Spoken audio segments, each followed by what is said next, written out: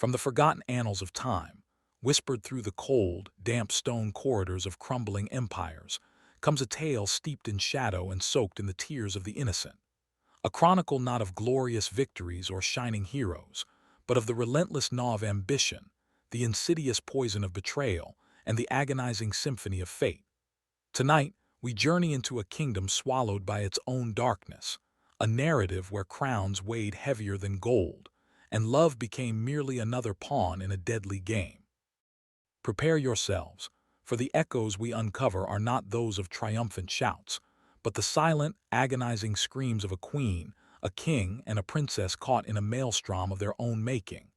This is a story etched in blood, where hope was a fleeting illusion, and the only certainty was the embrace of eternal sorrow. Listen closely, for the past has secrets that refuse to stay buried, and some tragedies resonate through the ages, forever staining the tapestry of history. He was known as King Thuron, a name now synonymous with ruthless ambition and unyielding cruelty. His ascent to the obsidian throne was not paved with noble deeds, but carved from the very flesh of his enemies. Born a minor noble, far from the gilded halls of power, Thuron possessed a hunger that gnawed at his soul, a burning desire to rule that eclipsed all empathy. He orchestrated coups, forged temporary alliances only to shatter them when convenient, and left a trail of broken promises and vanquished foes in his wake. Whispers followed him like shadows of brothers conveniently disappearing, of mentors meeting untimely ends, of a cold, calculating intellect that saw people not as souls, but as obstacles or stepping stones. The crown he finally seized was not offered freely, but ripped from the dying grasp of the last true monarch, its jewels stained with the fresh blood of a fallen dynasty. His eyes, once bright with youthful dreams, had become hardened, reflecting only the icy glint of absolute power. Into this brutal world, a beacon of ethereal beauty and profound wisdom arrived, Queen Seraphina. She was a princess from a neighboring, fertile land, offered in a political marriage designed to solidify King Thuron's tenuous grasp on power. Seraphina was a woman of quiet strength, her spirit a stark contrast to the king's brutal pragmatism. Her presence in the court was like a fragile bloom in a barren desert, her gentle touch and compassionate counsel bringing a brief respite from the prevailing harshness. She spoke with a calm authority, often tempering the king's more impulsive and cruel decrees, earning the love and respect of the common folk who saw her as their only hope. Her chambers, once austere and cold, bloomed with tapestries depicting ancient legends and scholarly scrolls, reflecting her deep intellect. Many believed her arrival would soften the king's heart, that her grace would somehow purify the tainted halls of the palace. They were tragically mistaken, for even the purest light can be swallowed by the deepest darkness. Years later, a ray of fragile light pierced the gathering gloom with the birth of Princess Lyra.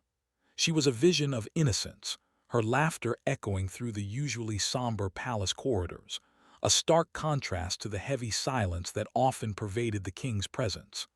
Lyra was the very embodiment of hope, a delicate blossom in a kingdom teetering on the brink of despair. Queen Seraphina poured all her love and dreams into her daughter, shielding her from the court's cruel machinations and her father's distant, chilling demeanor. The people adored the young princess, seeing in her wide, curious eyes a future untainted by the king's bloody past. She spent her days exploring hidden gardens, her tiny hands tracing the ancient carvings on the palace walls, utterly oblivious to the dark undercurrents that swirled around her. Her existence, pure and unburdened, was a precious, fleeting anomaly, a temporary reprieve before the inevitable tides of tragedy would crash upon their gilded cage. Yet, even in the brief glow of Lyra's innocence, shadows began to lengthen within the palace walls. The opulent halls, once meant to display power, now seemed to echo with unseen movements and hushed conversations. Courtiers, their faces etched with a perpetual mask of feigned loyalty, jockeyed for the king's favor, their ambition a venomous whisper behind every velvet curtain. Whispers of betrayal began to reach the queen's ears, murmurs of generals discontent with the king's tyranny, of noble families secretly plotting, their grievances growing with each passing day. Envy, a corrosive acid, ate at the hearts of those who saw Queen Seraphina's gentle influence and the people's adoration for Princess Lyra as a threat to their own standing. The air grew thick with unspoken resentments, a palpable tension that promised an inevitable rupture. The intricate web of alliances and loyalties, once a source of strength, was now fraying, revealing the gaping holes of conspiracy beneath. King Thuron's ambition, once a driving force, now mutated into an insatiable hunger, a monstrous appetite that consumed all in its path. His kingdom, vast as it was, felt like a mere stepping stone. He dreamt of conquering neighboring lands, of forging an empire that would span continents, leaving an indelible mark on history, a mark he believed could only be etched in blood and conquest. Advisors, brave enough to suggest caution or peace, were swiftly silenced, their dissent met with swift, brutal consequences. The treasury was drained to fund endless, costly wars, forcing the common folk into deeper destitution. The king grew increasingly paranoid, seeing enemies in every shadow, his trust eroded by years of ruthless political maneuvering. His eyes, once merely cold, now held a manic glint, reflecting a soul utterly consumed by the pursuit of absolute dominion. He was no longer a ruler, but a force of destruction, blindly steering his kingdom towards an inevitable precipice. Queen Seraphina watched her husband's transformation with a heavy heart, her initial hope slowly suffocating beneath a growing wave of despair.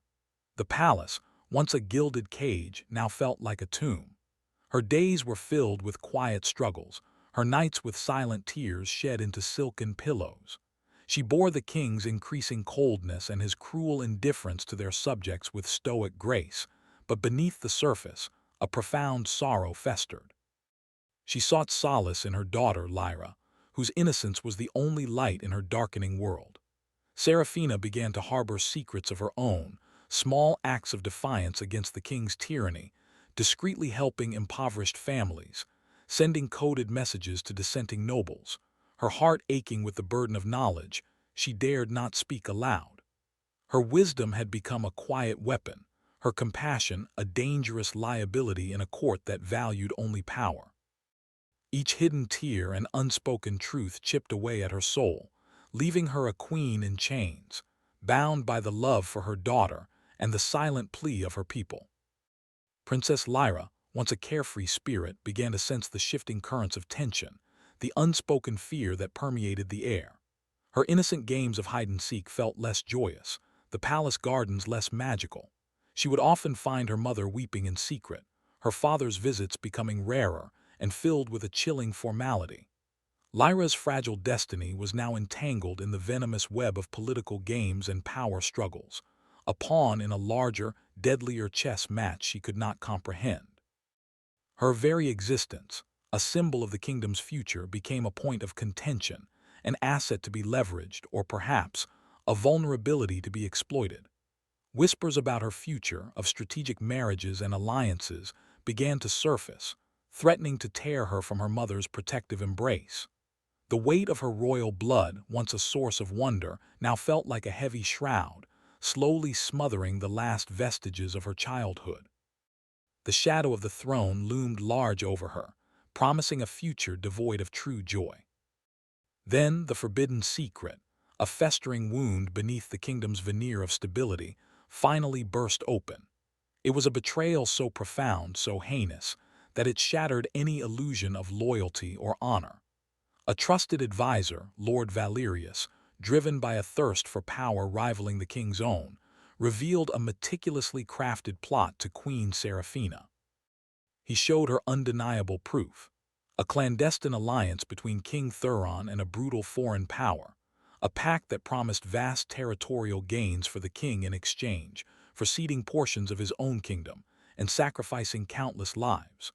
Worse still, Valerius uncovered the king's intention to use Princess Lyra as a bargaining chip, marrying her off to a notoriously cruel foreign prince as a final seal on the pact, effectively sentencing his own daughter to a life of misery. The queen, confronted with this monstrous truth, felt her world crumble. The coldness she had always felt from her husband was not indifference. It was the calculating detachment of a man willing to sacrifice everything, even his own family, for dominion. The revelation of the king's abhorrent pact sent shockwaves through the already restless kingdom. The discontent, long simmering beneath the surface, erupted into a ferocious storm. News of the betrayal spread like wildfire, fanned by the very nobles King Thuron had sought to silence. Civil unrest escalated into open rebellion, the streets echoing with the cries of an outraged populace. Loyalties fractured, and banners once united under the royal crest now clashed in brutal skirmishes. The once magnificent palace became a fortress under siege, its gilded walls unable to withstand the tide of fury. Blood flowed through the cobbled streets, a crimson river of vengeance and desperation. The king, blinded by his ambition and paranoia, underestimated the depth of his people's despair and the cunning of his enemies.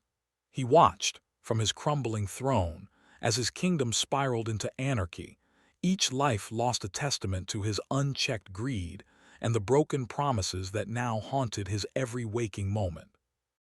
In the chaos, amidst the screams of battle and the acrid smell of smoke, Queen Seraphina made her final, desperate stand. She had learned of a secret escape route beneath the palace, a passage through which she hoped to lead Princess Lyra to safety, far from the bloodshed. But as they navigated the labyrinthine tunnels, fate, ever a cruel mistress, intervened. They were ambushed by a detachment of the king's loyalist guards, men who saw the queen not as their sovereign, but as a traitor aiding the rebellion. Seraphina fought with the ferocity of a cornered lioness, not for her own life but for her daughter's. She placed herself between Lyra and the flashing blades, a shield of love against a storm of steel. A piercing scream, raw and heartbreaking, tore through the suffocating darkness of the tunnel as a blade, meant for the princess, found its mark in the queen's chest. She collapsed, her eyes, once filled with wisdom and grace, now wide with a final, agonizing plea to her attackers to spare her child, before the light within them finally extinguished, leaving only the chilling silence of death. The king's downfall was swift and brutal, a fitting end to a reign built on tyranny. The rebellion, fueled by the queen's tragic death, surged through the palace, overwhelming the remaining loyalists. Thuron, found cowering in his throne room amidst the wreckage of his shattered kingdom, was dragged forth, his crown already seized and trampled underfoot. There was no mercy, no grand trial, only the raw, visceral vengeance of a people pushed beyond endurance. He was publicly executed in the very courtyard where he had once held lavish feasts, his cries for clemency drowned out by the roar of the furious mob. His once proud frame now a broken testament to the fleeting nature of power. The ornate clothes he wore were torn, his once imperious face contorted in a mask of fear and disbelief. As the final blow fell, a chilling silence descended, a moment of profound, shared grief and relief, marking the definitive end of King Thuron's bloody reign. His legacy was not one of glory, but of ruin and the indelible stain of his cruelty. Princess Lyra, a shattered fragment of innocence, witnessed her mother's brutal death from the shadows of the secret passage, her silent screams echoing only in her own mind. Discovered by a sympathetic member of the rebellion, she was taken, not to freedom, but to a hidden, remote convent, her identity carefully concealed to protect her from the lingering factions of the king's supporters and the new, uncertain rulers. Imprisonment, though not in a dungeon, became her fate. She lived a life of quiet solitude, her days filled with prayer and labor, her once vibrant spirit dimmed by unspeakable trauma. The vibrant palaces and playful gardens of her childhood were replaced by cold stone walls and a life of constant vigilance. The world believed the royal line extinguished, the princess vanished, perhaps dead. Lyra carried the weight of her lineage and the memory of her parents' tragic ends, a silent captive of history, her potential for leadership and love forever sacrificed on the altar of her father's ambition and her mother's valiant, yet futile, love. The kingdom, once a jewel of the realm, was left in ruins. The magnificent palace, once a symbol of power, now stood as a haunting skeleton, its grandeur marred by fire and neglect, its once vibrant tapestries shredded, its gilded ceilings blackened with soot. The Civil War had decimated the land, leaving fields fallow, villages depopulated, and a people scarred by loss and betrayal. The new rulers, emerging from the ashes, struggled to rebuild, but the shadow of the fallen monarchy hung heavy over them, a constant reminder of the fragility of peace and the cost of tyranny. History, in its cold, indifferent way, slowly began to erase the finer details of the tragedy, leaving only fragmented whispers and cautionary tales. The names of King Thuron and Queen Seraphina became mere footnotes, their personal struggles and agonizing ends subsumed by the grander narrative of political upheaval. The once bright kingdom faded into obscurity, a testament to the destructive power of ambition and the enduring sorrow of lives tragically intertwined. And so the curtains close on this tragic saga, a chilling reminder that power, untempered by compassion, often devours itself. The story of King Thuron, Queen Seraphina, and Princess Lyra is a mournful echo from the past, a symphony of broken dreams and shattered lives. It teaches us that even the most beautiful intentions can be crushed beneath the heel of tyranny, and that love, no matter how pure, is often no match for the relentless arch of fate and the insidious poison of human greed. The silent, crumbling stones of forgotten palaces still bear witness to the tears shed, the screams stifled, and the innocence lost. Their tale is a haunting whisper, a sorrowful lesson carved into the very fabric of history, reminding us that some wounds never truly heal, and some tragedies leave an indelible stain on the soul of a kingdom, forever etched in shadow and despair. History bleeds, and its echoes are written in the cries of kings, queens, and lost princesses. This was the Fear Room. Don't forget to subscribe and like for more dark history tales.